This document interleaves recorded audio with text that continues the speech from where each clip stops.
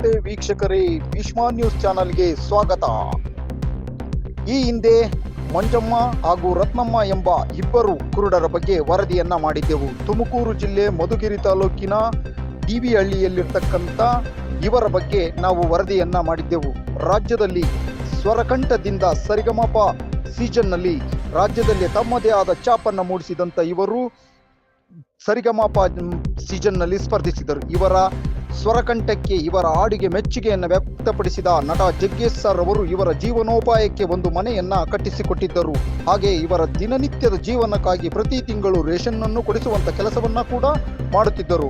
ಆದರೆ ವಿಪರ್ಯಾಸ ಏನಪ್ಪಾ ಅಂತಂದ್ರೆ, ಮಂಜಮ್ಮನ ಮರಣದ ನಂತರ ರತ್ನಮ್ಮನಿಗೆ ಸಿಗ್ತಕ್ಕಂಥ ಎಲ್ಲ ಸವಲತ್ತುಗಳನ್ನು ತನ್ನ ಸ್ವಂತ ಹಕ್ಕನಾಗಿರ್ತಕ್ಕಂಥ ರಂಗಲಕ್ಷ್ಮಿ ಅವರು ಈ ಎಲ್ಲ ಸವಲತ್ತುಗಳನ್ನು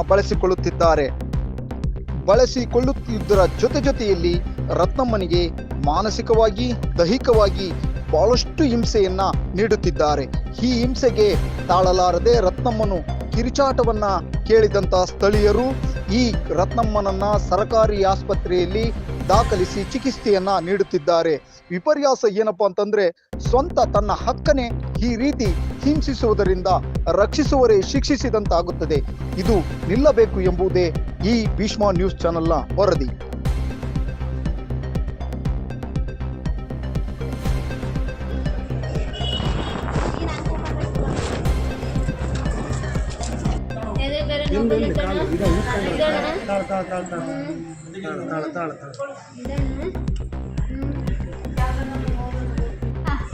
ನಮ್ಮ ಬಾವ ಹೇಳ್ಕೊಟ್ಟು ಕಳ್ಸಿರೋದು.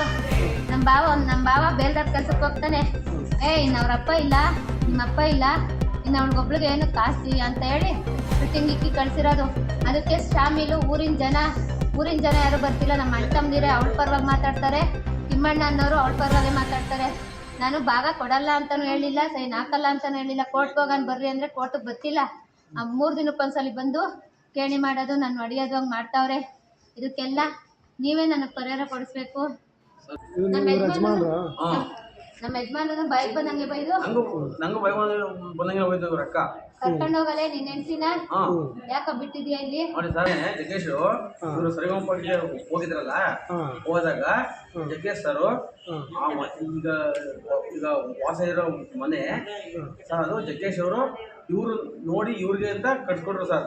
ಈಗ ಮನೇನೂ ಬಿಡ್ರಿ ಅಂತ ಸರ್ ಮನೆ